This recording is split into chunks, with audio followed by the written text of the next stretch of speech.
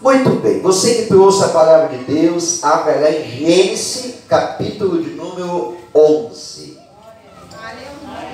Glória a Deus. Louvado seja o nome do Senhor Jesus. Glórias a Deus. Gênesis capítulo 11. Eu vou tentar ser breve, não vou me estender muito. Comprado? Vou fazer a leitura. Vamos lá. Ora, em toda a terra havia apenas uma linguagem e uma só maneira de falar. Sucedeu que, partindo eles do Oriente, deram por uma planície na terra de Sinai e habitaram ali. E disseram uns aos outros: vinde, façamos tijolos e queimemo-los bem. Os tijolos sirvam-lhes de pedra e o betume de argamassa. Disseram: vinde, edifiquemos para nós uma cidade e uma torre, cujo topo chegue até o céu, e tornemos célebre o nosso nome, para que não sejamos espalhados por toda a terra. Então desceu o Senhor para ver a cidade e a torre que os filhos dos homens edificaram. E o Senhor disse: eis que o povo é um, e todos têm a mesma linguagem. Isto é apenas o começo. Agora não haverá restrição para tudo que intentarem fazer. Amém? Glória a Deus. Muito bem. Olhe para cá e preste atenção. Veja bem. O texto que eu acabei de ler, ele diz respeito ao começo, o início da história do ser humano. Logo depois do dilúvio, né? Depois que Noé se estabeleceu com a sua família, e começaram os descendentes. E o ser humano começou a se multiplicar na face da terra. Então veja bem, havia uma ordem dada por Deus, que o ser humano ele tinha que multiplicar e se espalhar sobre toda a terra. Essa era uma ordem dada por Deus, para que o ser humano habitasse toda a face da terra. Então o ser humano tinha que se multiplicar e se espalhar sobre a face da terra. Agora veja bem, irmãos, o ser humano tem uma facilidade, irmãos, tem uma facilidade ou de esquecer, ou de mudar as ordens dadas por Deus, distorcer as coisas que Deus falou. Isso é uma coisa que o ser humano já herdou por uma estratégia maligna e satânica, já lá no Jardim do Éden, quando a serpente distorceu algo que Deus tinha dito. Deus disse para Adão e Eva: não comam desse fruto, porque se vocês comerem, vocês morrerão. A serpente foi lá e disse assim: certamente não morrerão. Ela distorceu, ela colocou em dúvida a ordem dada por Deus. E o ser humano sofreu as consequências. Então eu acredito que talvez até isso é uma coisa que o ser humano já meio que herdou já de Adão e Eva, meio que ficou aquilo meio que enraizado no DNA do ser humano, essa facilidade, essa capacidade ou de desobedecer ou distorcer as ordens dadas por Deus. Ainda domingo nós trouxemos uma palavra, foi bem breve, é verdade, mas uma palavra bem incisiva e bem significativa, falando a respeito do tempo. Existe tempo para todo propósito debaixo do céu, e esse tempo era o tempo do ser humano multiplicar e se espalhar na face da terra. Não era o tempo de ajuntamento, mas o ser humano distorceu isso. Eles chegaram num certo lugar e disseram assim: vamos ficar aqui nesse lugar. aqui tem material, tem matéria-prima para nós construirmos tijolos, edificarmos uma cidade e ficarmos aqui para não sermos espalhados pela terra. Eles não queriam se espalhar, eles não queriam multiplicar. E esse fenômeno às vezes acontece dentro da nossa célula, que o pessoal costuma tanto conviver entre aqueles irmãos que começa a descartar a possibilidade de multiplicação. Os irmãos convivendo dentro de uma célula, tem um líder que às vezes é dinâmico, é um líder de potencial, é um líder de responsabilidade, é um líder que assume o compromisso da célula. Então os irmãos às vezes eles dão uma descansada e eles começam a descartar a possibilidade de multiplicação para se espalhar para outras casas. Por quê? Porque naquele momento a forma como estão se reunindo é confortável. Quando eles começam a pensar que multiplicar a célula quer dizer que vai diminuir o número de pessoas na reunião, significa que vai trazer mais responsabilidades para quem está participando, os irmãos começam, não é uma coisa intencional, irmãos, não é uma coisa intencional, não é que os irmãos façam isso de forma intencional, dizendo assim, não, nós vamos fazer birra aqui e nós não vamos multiplicar a célula. Não, é uma coisa... Não é uma coisa intencional, é uma coisa assim, até involuntária.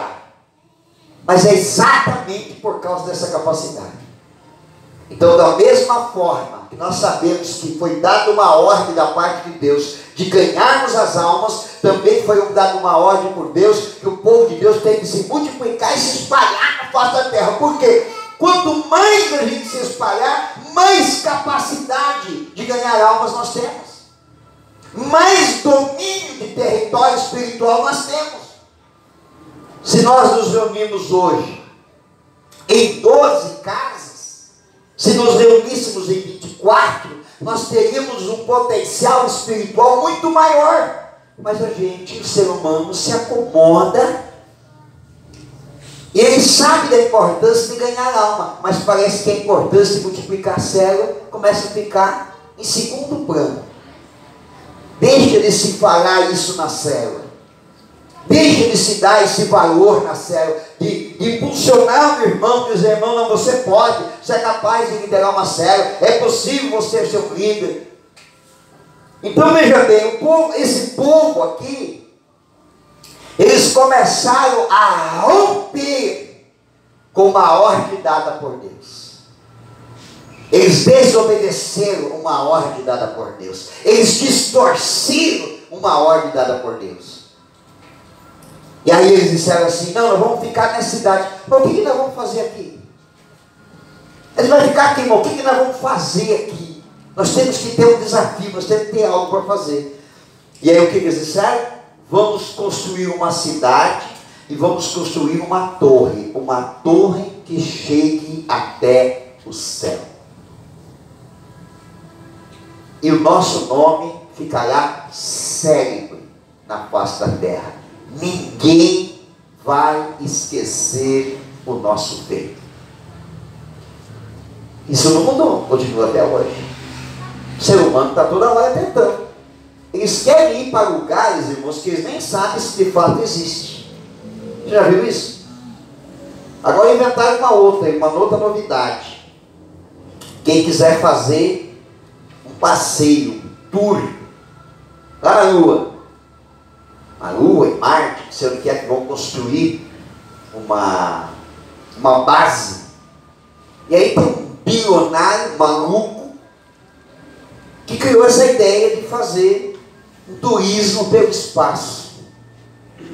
E quando ele abriu as inscrições, que parecia uma ideia maluca, se tornou uma ideia ainda mais bilionária. Já tem gente que já pagou antecipado, inclusive não é pouco, se eu não me engano é 600 milhões, pagou 60 milhões, não sei, a viagem. Sabia? Tem uma fila esperando, que parece que a partir do momento que começar, até 2030 parece, já tem gente na fila esperando por ele. Vai ver o quê? No espaço. Hã? Vai ver o quê? Aí Aí querem explorar um planeta que não tem nada. Não tem nada, mas não tem, nós vamos levar as coisas para lá. Então você vai levar para lá, pode aqui mesmo as coisas, né? Então quer dizer, o ser humano não mudou a ideia. Continua querendo deixar o seu nome célebre na história. É isso que o povo da Torre de Babel queria. Se iam construir uma torre, chegasse até o céu e o nome deles ficasse marcado como um povo que fez um grande feito. Irmãos, a ideia era péssima. O motivo mais ruim ainda, só tinha uma coisa positiva nessa história. A Bíblia diz que um belo dia Deus vem para dar uma olhada, ver o que está acontecendo. E quando Deus viu o que eles estão fazendo, olha o que Deus fala a respeito daquilo. Deus diz assim: o povo é um só. O coração deles é um só. Não existe limite para aquilo que eles possam fazer. Então, eu vou confundir a língua deles. Deus teve que confundir a língua deles. Por quê? Porque eles eram um só? Porque eles tinham só um coração? Não, isso aí é a parte positiva da história. O problema é que eles eram um só com um propósito ruim. Um propósito que desagradava a Deus. Quer dizermos que se nós tivermos um só coração, nós tivermos unidade no que estamos fazendo, e é algo que agrada a Deus, e é algo que obedece a Deus, Deus não vai confundir a nossa língua, Deus vai nos ajudar. Deus confundiu a língua deles porque o propósito deles não era bom, mas o comportamento deles era correto. Eles tinham unidade no que eles estavam fazendo, havia concordância no que eles estavam fazendo. É por isso que Deus teve que confundir, porque ele disse: não existe limite daquilo que eles possam fazer. Deus disse: esse povo vai criar muita coisa, vai fazer muita coisa, e estavam fazendo coisas que Deus não queria que eles fizessem. Por quê? Porque naquele momento era para multiplicar e se espalhar na face da terra, não era para construir uma torre. Quando nós nos unimos em um propósito que agrada a Deus, Deus não confunde a língua. Deus confunde a língua se nós estivermos fazendo algo que não está agradando a Deus. E aí depois, milhares de anos depois, o próprio Senhor Jesus diz: a casa dividida não prevalece. A prova está aí. Deus dividiu o povo de que maneira? Com a sua língua. Porque daí confundiu as línguas, eles pegaram. Quem falava na mesma língua foi para um lado, quem falava na outra língua foi para o outro lado, quem falava na outra língua foi para o outro lado. Quer dizer, o propósito de Deus se cumpriu, eles se espalharam sobre a face da terra, que é o que Deus queria que eles fizessem. O que nós podemos extrair e aprender de lição, irmãos? Para a tua célula, ter êxito, sucesso, crescer, multiplicar, avançar, ganhar alma para Jesus, em primeiro lugar, tem que fazer aquilo que agrada a Deus. Tem que andar na obediência. A obediência de Deus. Qual que é o propósito de Deus? Por que nós fazemos célula? A célula, o propósito principal da célula é ganhar alma para Jesus. É isso que Deus quer.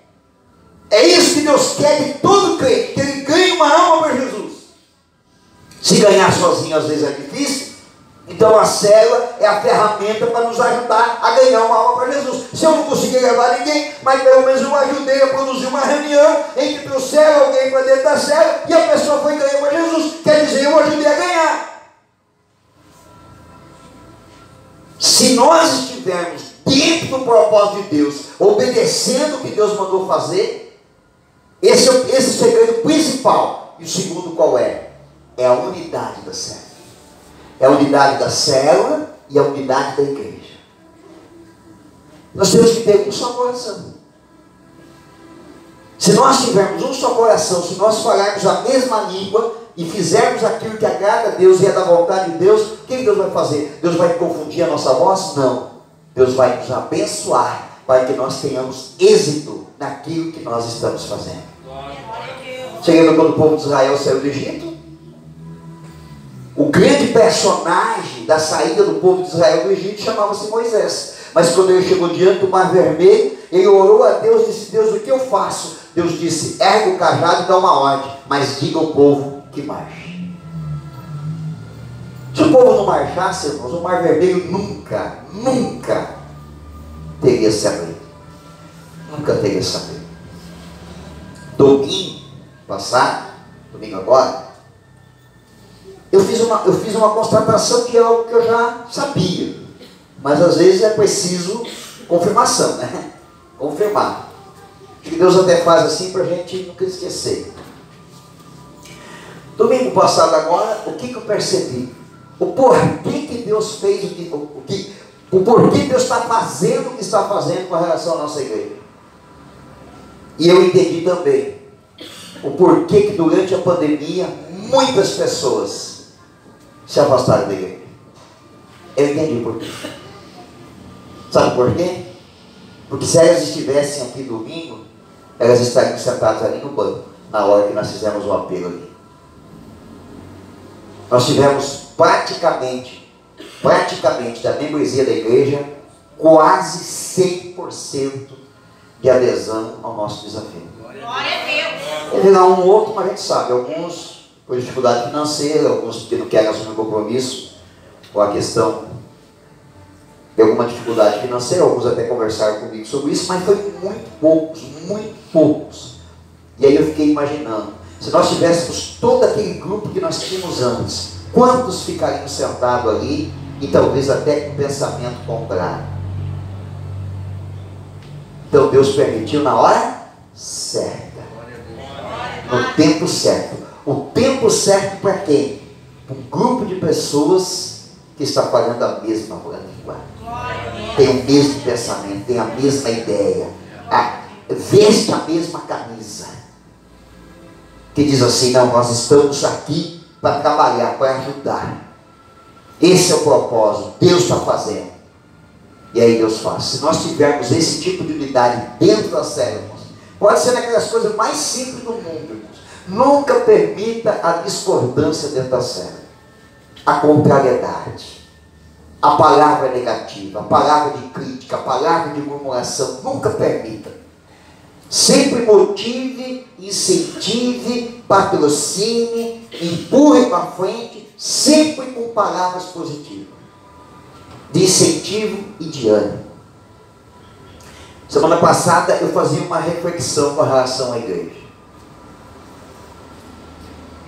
E veio o seguinte pensamento, que quando a gente, depois eu até comentei com o John, que eu falei assim com ele, eu falei, quando a gente ama a igreja, a gente olha para a igreja e a gente só consegue enxergar os pontos positivos. Agora, quando a pessoa não ama a igreja, ela só consegue enxergar. A primeira coisa que ela enxerga são os pontos negativos. Mas quando a gente ama a igreja, por mais que tenha um ponto negativo, a gente consegue, o ponto negativo está aqui na minha frente, mas eu só enxergo lá o ponto positivo. Quando a gente ama, é assim. É que nem um casal, né? O rapaz, quando está apaixonado pela moça, ela pode ter um montão de defeitos. Ele não enxerga o defeito. Ele até se depara com o defeito dela, mas ele olha para a qualidade dela. Que nós possamos sempre ter esse olhar de amor pela igreja e pela célula. E sempre ter esse coração de unidade,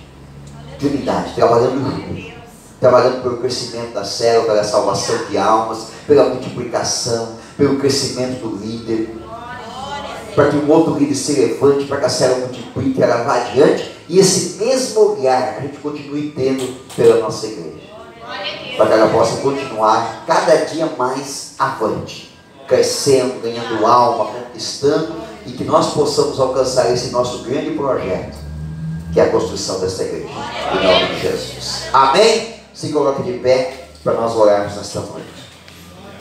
Vamos orar pela nossa igreja. Vamos orar pela unidade da nossa igreja, em nome de Jesus.